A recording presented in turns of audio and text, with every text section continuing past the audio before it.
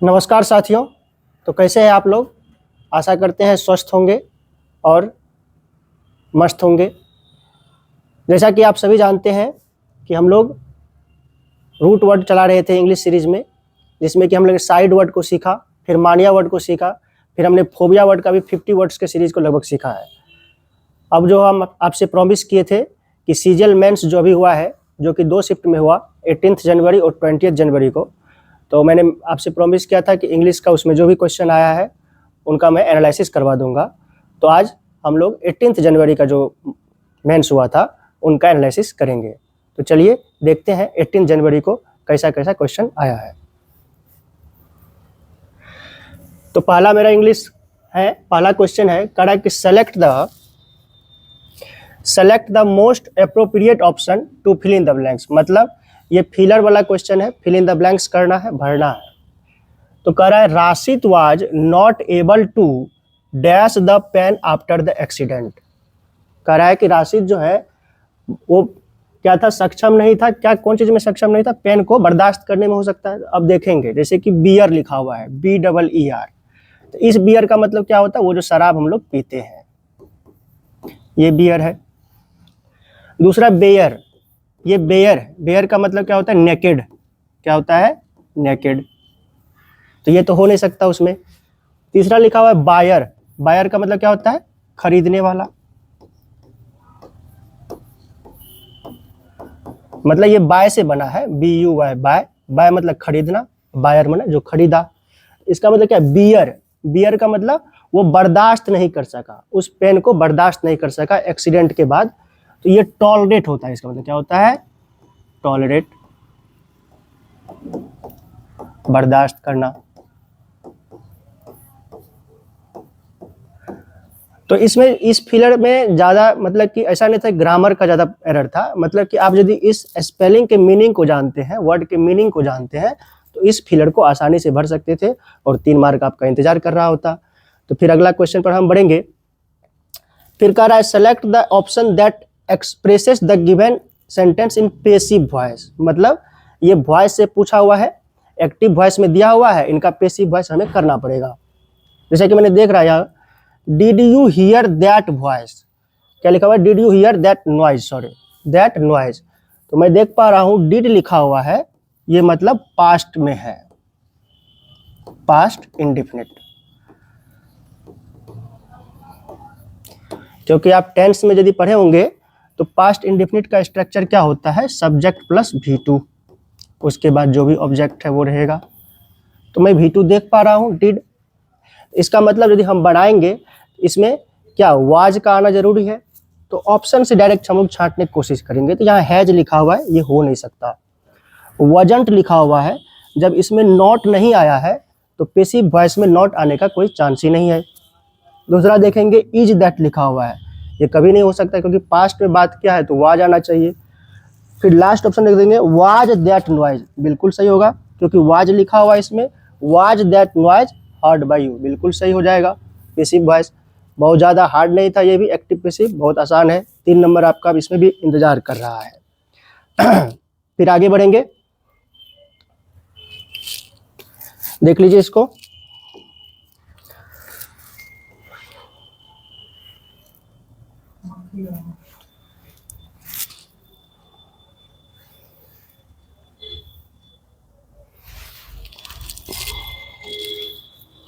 चलिए अगला क्वेश्चन क्या कहता है, तीसरा number, select the option that can be used as a one word. मतलब ये वन वर्ड सब्स्टिट्यूशन है, वन वर्ड सब्स्टिट्यूशन है, वन वर्ड वाला है। कह रहा है one who can not make a mistake, ऐसा इंसान जो गलती ही नहीं करता है, उसको क्या बोलते हैं? इनफैलिएबल।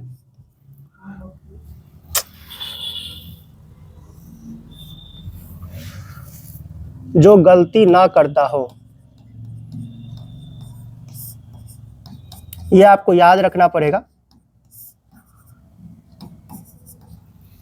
ऐसे याद रख सकते हैं, जैसे कि FALL, फॉल मैंने क्या होता है? गिरना। इन जो नहीं गिरेगा, तो जो नहीं गिरेगा मतलब गलती नहीं करेगा। इस तरह से आप याद रख सकते हैं। जैसे लिखा हुआ है इनइविटेबल, इसका मतलब क्या होता है?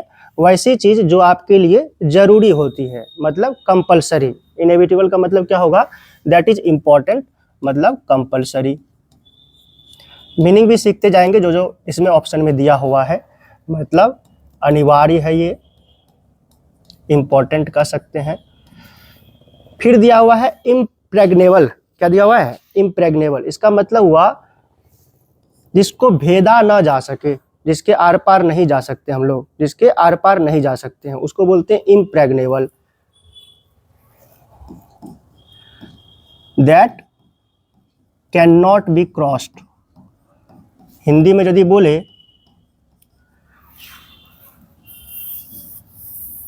हिंदी में यदि बोले तो ये अभेद्य है। ठीक है। फिर है मेरा इनइमिटेबल। अब ये आया है इमिट से। इमिट का मतलब क्या होता है? नकल करना। इमिटेबल का मतलब क्या होगा? नकल करना। और इन लग गया, इसका मतलब क्या है? अपोजिट। जैसे कि डिसिप्लिन है, डिसिप्लिन में लगा दिया इनडिसिप्लिन, मतलब उसमें डिसिप्लिन नहीं होगा, निगेटिव वर्ड बन जाएगा। उसी तरह इनइमिटेबल मतलब जिसको कॉपीड नहीं किया जा सकता है, that can not be copied.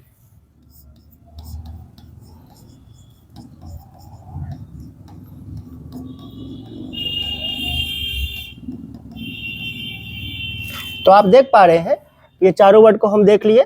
जो मिस्टेक नहीं करेगा उसको क्या बोलेंगे? इनफैलिएबल। मतलब और बाकी सारे वर्ड को मैंने दिखा दिया। कोई ज़्यादा हार्ड वर्ड नहीं है, ये सारे सब प्रीवियस ईयर क्वेश्चन से ही पूछे हुए हैं। और ये सारा वर्ड एक क्वेश्चन 3 नंबर का है आपके लिए। देखेंगे, आगे बढ़ेंगे। बोला है मोस्ट एप्रोप्रिएट एंटोनिम।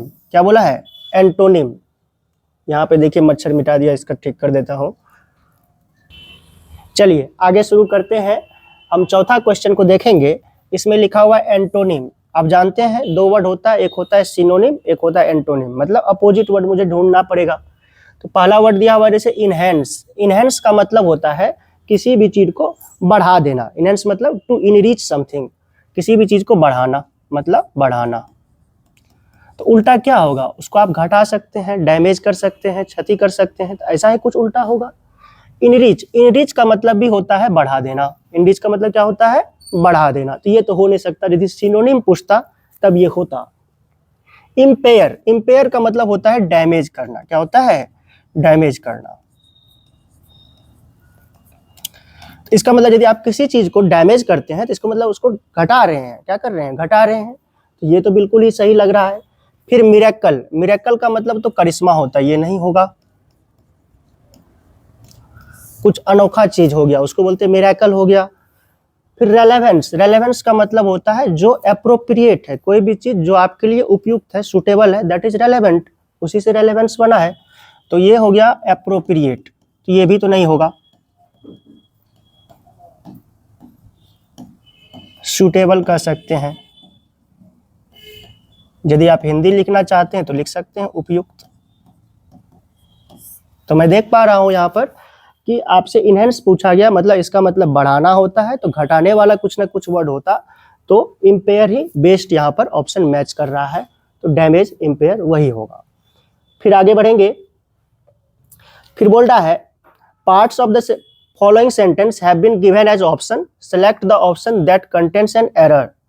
मतलब कि ये पूरा सेंटेंस यहाँ से यहाँ दिया गया है, आपको इसमें वैसा पार्ट बताना है जिसमें कुछ ना कुछ गलती है, मतलब ये कॉमन एरर का पार्ट है। ठीक है। तो कॉमन एरर 2 तरीके से पूछे जाते हैं। कभी कभी जैसे कि आपको ना इसमें से करके स्लैश कर देगा, ऐसे कर देगा, इसको 4 भागों में बांट देता है, तो ABCD करके पूछता है। यहाँ पर ABCD करके नहीं पूछा है, उन्होंने सेंटेंस को ब्रेक ब्रेक करके दिया है, तो आपको बताना है किस पार्ट में गलती है। जैसे हम पढ़ेंगे, करा है it takes me an hour to get to work at the moment, but when the new road is finished it be much quicker. क्या करा है कि अभी जो है हमको काम पर जाने में, मतलब अपने बारे में बता रहा है, उसे काम पर जाने में उसको 1 घंटा लग रहा है। कितना लग रहा है? 1 घंटा लग रहा है। यदि नया रोड बन जाएगा, जब नया रोड बन जाएगा, when the new road is finished it be much quicker, तब उसको और भी कम लगेगा।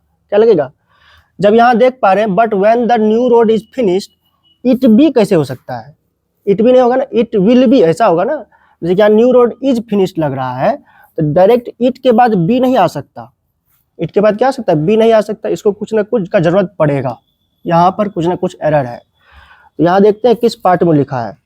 ये तो नहीं होगा। यहाँ इट के पास एरर है, यहाँ होना चाहिए था इट विल। यदि इम्प्रूवमेंट में पूछता तो क्या इम्प्रूव होगा, तो वहाँ विल लगेगा। और जब सिर्फ एरर पूछा है तो मैं वो पार्ट बता दिया, it will be much quicker, तो फिर भी और भी आसान हो जाएगा। आगे बढ़ेंगे।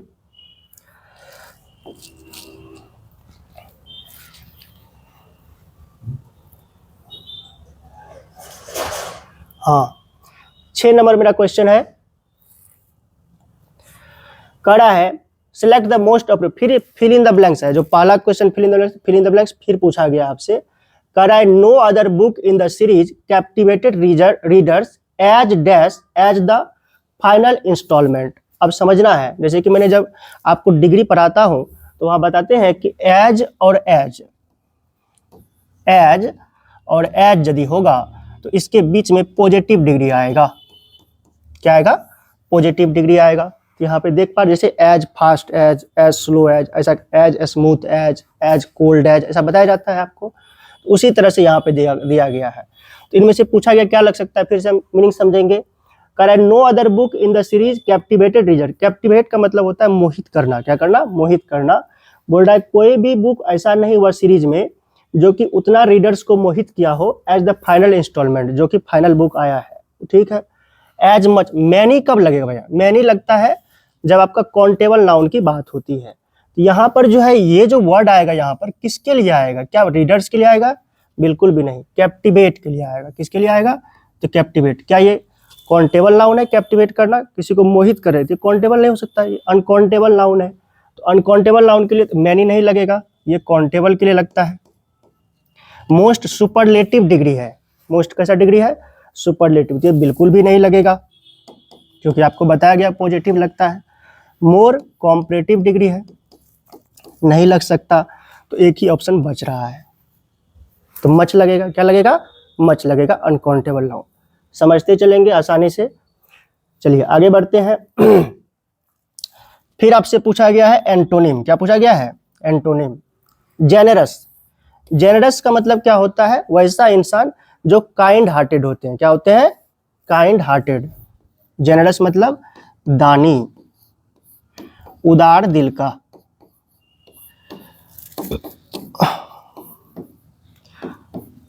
Kind hearted.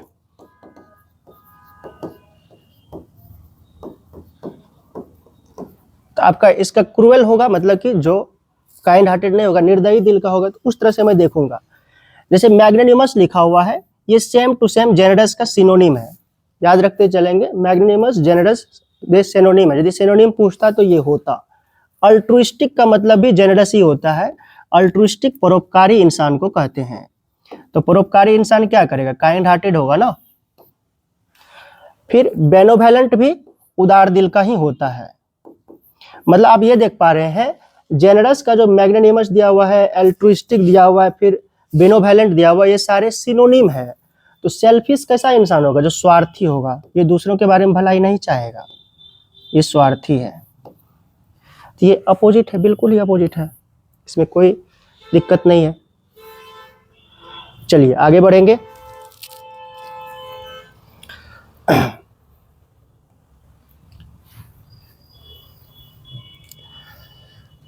चलिए अगला मेरा क्वेश्चन है 8 नंबर पे। करा है select the option that expresses the given sentence in reported speech. ठीक है, in reported speech. I am determined to publish my findings, the scientist asserted confidently. ठीक, नरेशन का ये क्वेश्चन है। मतलब I am determined to publish my findings, the scientist asserted confidently. मतलब कि scientist, ये यहाँ इधर का पार्ट देखिए, यदि ये क्या लिखा हुआ है? पास्ट टेंस में लिखा हुआ है, तो इसका मतलब पास्ट में लिखा हुआ है, तो इधर का चेंज तो बिल्कुल ही होगा। पास्ट होता है, इधर का चेंज होता है। जब यहाँ पे प्रेजेंट या फिर फ्यूचर का रहता है तो चेंज नहीं होता है। तो पास्ट है तो इधर चेंज होगा, तो एम है तो वाज वाला कुछ ना कुछ होगा। तो इज नहीं हो सकता। वुड होगा क्या? नहीं होगा। हैड होगा क्या? नहीं होगा। तो एक ही ऑप्शन बच रहा है, वाज। एग्जाम में डायरेक्ट मतलब कि एक्टिव पैसिव वॉइस पर पूरा हमला नहीं करना है, कि मतलब कि पूरा बनाने की कोशिश नहीं करना, ऑप्शन एलिमिनेट करते चलिए। देखिए जैसे हम देखें यहाँ पास्ट है, तो पास्ट का मतलब इधर चेंज होना है, प्रेजेंट का है इधर भी पास्ट होगा। तो एम लगा हुआ है तो एम से वाज में जाएंगे, तो वाज कोई ऑप्शन में है, एक गो ऑप्शन है, 3 गो ऑप्शन रहेगा तब ना फिर ज्यादा दिमाग लगाना है, एक ही ऑप्शन है तो दिमाग ही लगाने की जरूरत नहीं है, डायरेक्ट बढ़ जाएंगे। चलिए आगे आएंगे। Select the most appropriate option to fill in the blank, फिर वही फिल इन द ब्लैंक आ गया। करे luck does not always favour us so we must always depend dash our on efforts for success. ये preposition का है, किसका है? प्रीपोजिशन का, प्रीपोजिशन का, क्योंकि यहाँ पे देख रहे हैं ना सारा ऑप्शन प्रीपोजिशन वाला दिया हुआ है, इन, फॉर, एट, अपॉन, प्रीपोजिशन में लगा हुआ है। तो डिपेंड के साथ 2 ही प्रीपोजिशन लगता है, एक ऑन लग सकता है या फिर अपॉन लग सकता है। क्या लग सकता है? ऑन या अपॉन। तो आप देखिए दोनों में से कौन ऑप्शन दिया हुआ है? अपॉन दिया हुआ है, तो यही होगा। इसका हिंदी मीनिंग भी समझ लीजिए। कह रहा है कि भाग्य हमेशा आपका साथ नहीं देगा, इसीलिए always depend on our efforts, इसीलिए हमें अपना हमेशा कौन चीज पर? एफर्ट्स, जो भी हम लोग प्रयास करते हैं उस पर ही डिपेंड होना चाहिए यदि आपको लाइफ में सक्सेस चाहिए। सिंपल सा मीनिंग था। चलिए आगे बढ़ेंगे।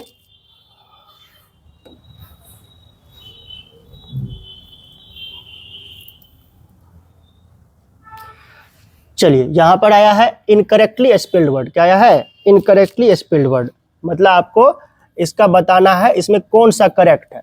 तो जैसे कि देखिए सारा ऑप्शन सेम टू सेम लिखा हुआ है, कभी कभी क्या रहता है ना इसमें 3-4 वर्ड लिखे रहेंगे, 3-4 वर्ड दिया रहेगा, आपको फिर ढूंढना पड़ेगा उसमें कौन सा गलती लिखा है। तो यहाँ पर मेरे लिए ज्यादा आसान हो गया, क्योंकि यहाँ बोल रहा है कि यही निफ्ट वाला लिखा है, तो इसका मतलब गलती तो इसी में है, तो निफ्ट में गलती है। तो निफ्ट का स्पेलिंग होता है NIPPED। अब इसको थोड़ा सा आप ऐसे ध्यान रख सकते हैं, जो छोटे छोटे वर्ड होते हैं ना NIP, ठीक है। अब जैसे ये लास्ट में कंजंक्शन है, कंजंक्शन से पहले यदि आपका कंजंक्शन बोल रहा हूं मैं, कॉन्सोनेंट है, कॉन्सोनेंट से पहले यदि आपका वॉवेल रहता है तो इसका V2 जब बनाते हैं तो ये कॉन्सोनेंट 2 बार रिपीट हो जाता है, ठीक है। फिर से ध्यान सुनिए क्या बोला मैंने। यदि कोई छोटा वर्ड है, लास्ट में आपका यदि कॉन्सोनेंट है और कॉन्सोनेंट से ठीक पहले यदि वॉवेल है, तो इसका V2 या V3 बना रहे होते हैं, तो ये लास्ट वाला वर्ड कॉन्सोनेंट जो है रिपीट हो जाएगा, ED लग के बन जाएगा। जैसे कि यहाँ पे देख रहे हैं निफ्ट है, तो इसमें 2 बार लगेगा, यही डबल P, यही ऑप्शन है। जैसे कि आप और भी ऑप्शन ले सकते हैं, जैसे ड्रॉप है, P है, P से पहले क्या है? O, वॉवेल है, तो इसका क्या बनेगा? ड्रॉप्ड। थोड़ा सा ये रूल आप याद रखेंगे तो छोटा छोटा वर्ड आपको एलिमिनेट कर पाएंगे इसको। चलिए आगे बढ़ेंगे।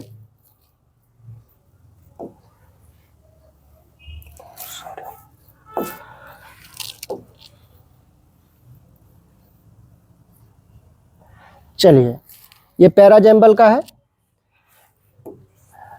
तो इसमें मतलब कि पैराजैम्बल है, PQRS वाला क्वेश्चन है, ABCD के टाइप में दिया हुआ है, तो आपको इसमें अरेंज करना है। देखिए जब भी इस तरह का क्वेश्चन आए तो सबसे पहले ऑप्शन को देखना है। क्या देखना है? ऑप्शन को, क्योंकि बहुत बड़ा बड़ा लिखा हुआ रहता है। तो ऑप्शन में देख रहे हैं ये D से भी शुरू हो रहा है, C से भी शुरू हो रहा है, E से भी शुरू हो रहा है, A से भी शुरू हो रहा है, इसका मतलब ये B से तो शुरू नहीं हो रहा है, इसका मतलब इससे शुरू नहीं होगा, ठीक है। फिर हम लोग बनाने का कोशिश करेंगे। चलिए बनाने की कोशिश करते हैं। जैसे कि इसको पढ़ेंगे, लिखा हुआ है psychotherapy is a voluntary relationship between the one seeking treatment or the client and the one who treats or the therapist, ठीक है। ये वॉलंटरी रिलेशनशिप के बारे में बात कर रहा है, साइकोथेरेपी के बारे में। तो ये एक बात देख पा रहे हैं कि साइकोथेरेपी को ये इंट्रोड्यूस कर रहा है, इंट्रोडक्शन सेंटेंस, ठीक है। आगे बढ़ेंगे। कर the relationship is conducive for building the trust of the client. अच्छा एक बात समझ में आ रहा है कि ये रिलेशनशिप जो है वर्ड इस रिलेशनशिप के बाद ही आएगा। क्यों? क्योंकि ये वॉलंटरी रिलेशनशिप है, और फिर ये कौन सा रिलेशनशिप है?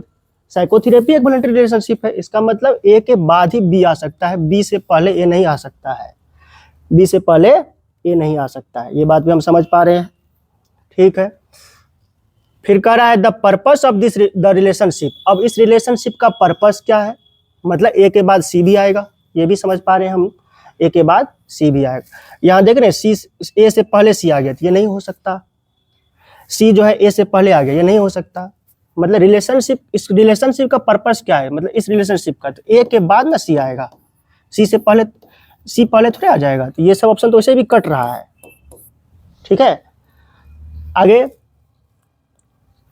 Psychotherapies aim at changing the maladaptive behaviors, decreasing the sense of personal distress and helping the client to adapt better to her or his environment. Inadequate martial occupational and social adjustment also required. ये तो हो नहीं सकता, यहाँ से शुरू नहीं हो सकता है क्योंकि यहाँ पर कुछ भी कुछ सब्जेक्ट है ही नहीं, तो मतलब ये मेरा ऑलरेडी कट चुका है, तो बच तो एक ही रहा है। देखिए यदि इस सेंटेंस को वैसे भी पढ़े ना, कोई सिंपल बच्चा भी शुरुआत में ही बना देगा, क्योंकि वो देख रहा है कि साइकोथेरेपी सब्जेक्ट है और सब्जेक्ट ये पूरा यदि स्टेटमेंट को पढ़ेगा पांचों ऑप्शन को, तो साइकोथेरेपी ही इस चीज़ का सब्जेक्ट बन रहा है कि जो कि इस पूरे स्टेटमेंट को डिफाइन कर रहा है। तो सबसे पहले तो सब्जेक्ट ही ना आएगा, तो साइकोथेरेपी सबसे बेस्ट है, शुरुआत में रखेंगे, उस हिसाब से आपका बन जाएगा ये। ठीक है, तो बहुत ही आसान है ये, इसमें कुछ ज़्यादा, बट ये देखने में बड़ा लग रहा है, एग्जाम में आसानी से बन जाएगा ये। आगे बढ़िए।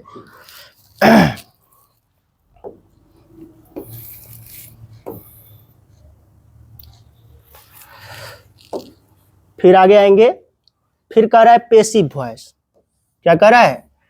Select the option that expresses the given sentence in passive voice. ठीक है, अब इनका पेसिव वॉइस बनाना है। कह रहा है the explosion caused serious damage in Ukraine. अब देखिए एक ही तरह का क्वेश्चन बार बार पूछ रहा है। कॉज्ड लिखा है ना V2, क्या लिखा हुआ है V2, इसका मतलब ये पास्ट इंडिफिनिट ही ना है, सब्जेक्ट प्लस V2 वाला आ रहा है, एक्सप्लोजन सब्जेक्ट हो गया, यहाँ V2 आ रहा है, पास्ट इंडिफिनिट। मैंने अभी पास्ट इंडिफिनिट का क्या बताया आपको, वाज या वर से होगा। अब देखिए यहाँ हैज ऑप्शन है, होगा क्या? नहीं होगा। यहाँ हैज भी नहीं होगा, नहीं ना होगा। हैड भी नहीं होगा, नहीं होगा। तो बच क्या रहा है? वाजे ना वाला बच रहा है, तो एक ही ऑप्शन बच रहा है, तो यही होगा। तुरंत तुरंत छटा जा रहा है ये सब।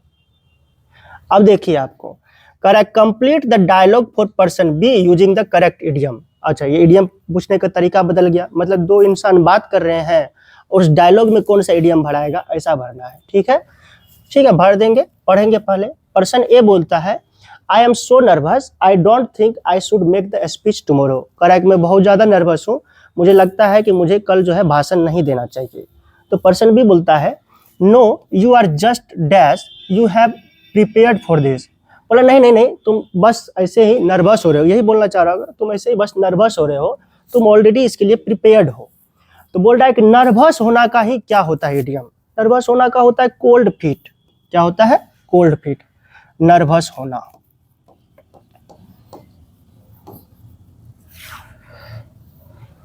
नर्वस होना, घबराहट होना। कोई भी चीज करने से पहले घबराहट होता है ना, जैसे कि बड़ा प्रोग्राम करने वाले हैं, उसके लिए घबराहट हो रहा होता है, कैसे ऑर्गेनाइज करेंगे, नहीं करेंगे, तो उसके लिए उसी को बोलते हैं नर्वस होना। उसी को इंग्लिश में बोलेंगे कोल्ड फीट। क्या बोलेंगे? Cold feet. कोल्ड फूट नहीं बोलते हैं, ठीक है, यहाँ पे फीट लगाते हैं, इसका पोल्डर लगाते हैं। एक बात ध्यान रखिएगा, इडियम फ्रेज जिस तरह से दिया हुआ रहता है, इडियम फ्रेज हमेशा वैसा ही होता है, वो कभी भी चेंज नहीं होता है। ठीक है, जिस टाइप में जैसे लिखा हुआ है, मान के चलिए मैक अ माउंटेन,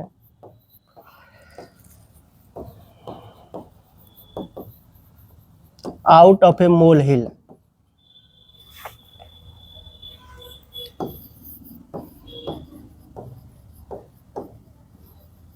ऐसा लिखा हुआ है, तो ये वाला टाइप कभी भी चेंज नहीं होगा। इसका मतलब होता है तिल का तार बना देना। तो इधर ये कभी भी चेंज नहीं होगा, ये हमेशा ऐसा ही लिखाएगा। हाँ, उधर का तरीका लिखने का इसका तरीका बदल सकता है। कभी लिखेगा exaggerate a minor problem to a big problem, फिर कभी लिख सकता है एग्जैगरेट समथिंग। मतलब उधर का तरीका बदल सकता है, मीनिंग एक ही दे रहा होगा, किसी भी छोटे चीजों को बड़ा बना देना। लेकिन इधर का जो होगा ना ये इडियम, ये हमेशा इसी ही फॉर्मेट में लिखा जाएगा, ये कभी बदलता नहीं है। ये बात ध्यान में रखना है आपको, ठीक है। चलिए तब आगे बढ़ेंगे।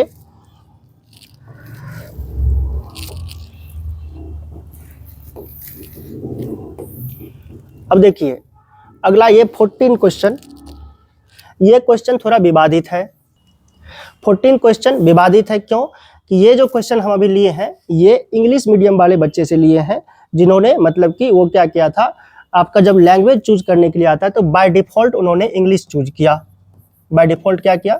इंग्लिश चूज किया। तो इंग्लिश में ये क्वेश्चन बिल्कुल ही सही लिखा हुआ था। अब देखिए क्या सही लिखा हुआ है, क्या गलत लिखा हुआ, आप समझ पाएंगे अभी आपको अच्छे से। लिखा हुआ है the mango is the dash fruit. अब लिखा है मैंगो कैसा फ्रूट है, जो इंग्लिश वाला बच्चा है तो वो उसको इस तरह से देखेगा, sweet, sweeter, sweetest, sweetly. Sweetly तो बोलेगा एडवर्ब है, नहीं हो सकता। फिर उन्होंने सोचा स्वीट और स्वीटर, स्वीटेस्ट, बोल रहा है पॉजिटिव डिग्री है, कॉम्परेटिव डिग्री है, सुपरलेटिव डिग्री है। तो इंग्लिश वाला बच्चा देखेगा यहाँ द लगा हुआ है तो सुपरलेटिव बिल्कुल ही सही हो जाएगा। तो इंग्लिश वाले बच्चे के लिए तो बिल्कुल सही था। लेकिन जिन्होंने बाय डिफॉल्ट हिंदी चूज किया था उनका क्वेश्चन कुछ इस तरह से था, द मैंगो इज, लिख दिया डैश फ्रूट। अब उन्होंने द तो दिया नहीं, हिंदी वाले बच्चों के लिए द तो नहीं दिया, लेकिन ऑप्शन सब टू सेम दे दिया। तो वो बच्चा तो ये भी लिख सकता है the mango is sweet fruit, लेकिन ये ज्यादा बेटर तब होता the mango is a sweet fruit होता, तब सबसे ज्यादा बेटर होता है। जैसे the mango is a sweet fruit, ऐसा होना चाहिए, तब ये सबसे बेटर होता। क्योंकि यदि मान के चलिए आप द नहीं दे रहे हैं तो आपको अ स्वीट देना पड़ेगा। क्यों? तो क्योंकि आप फ्रूट को तब क्या कर रहे हैं, इंडेफिनिट कर रहे हैं, ठीक है। तो आपको फ्रूट को जब इंडेफिनिट कर रहे हैं तो इंडेफिनिट आर्टिकल लगाना पड़ेगा। यहाँ तो सुपरलेटिव बना दिया, इसीलिए द दे दिया, तो सुपरलेटिव है तो स्वीटेस्ट हो जाएगा। तो जो बच्चा हिंदी चूज किया है वो यदि इस क्वेश्चन को क्लेम करेंगे तो उनका नंबर पक्का है, मिलेगा ही बोनस के तौर पर, क्योंकि वो क्वेश्चन ही फॉल्ट है, क्वेश्चन में गड़बड़ है ये। क्योंकि अब बोलेंगे कि सर हिंदी चूज किया है, लेकिन एसएससी तो बोलती है कि हमेशा हम इंग्लिश वाले को ही मान देंगे। ठीक है, इंग्लिश लैंग्वेज में इंग्लिश क्या होगा, इंग्लिश लैंग्वेज में तो इंग्लिश ही होगा ना, इंग्लिश लैंग्वेज का तो हिंदी होता ही नहीं ना, क्वेश्चन ही गलत हो जाएगा। तो हिंदी, जो हिंदी चूज किए होंगे बाय डिफॉल्ट और उसका इंग्लिश में ऐसा क्वेश्चन लिखा हुआ है, आप गौर कीजिएगा, तो उसको नंबर मिलेगा, ऑब्वियसली नंबर मिलेगा, सारे बच्चे को नंबर मिलेगा। ये क्वेश्चन में थोड़ा फॉल्ट था। चलिए आगे बढ़ेंगे। Correct, select the option that can B, फिर वन वर्ड पूछा है। क्या पूछा है? One word. आज 15 क्वेश्चन ही करवाता हूं, फिर अगले दिन करवा दूंगा। वन वर्ड करा, a sudden and violent change और अपीवल, मतलब अचानक से किसी चीज में परिवर्तन हो जाना, डिस्टर्ब कर देना उसको, तो उसको अंग्रेजी में क्या बोलते हैं? उसको बोलते हैं टर्बुलेंस। क्या बोलते हैं? टर्बुलेंस। ये टर्बुलेंट वर्ड से आया है, विध्वंस बोलते हैं इसको।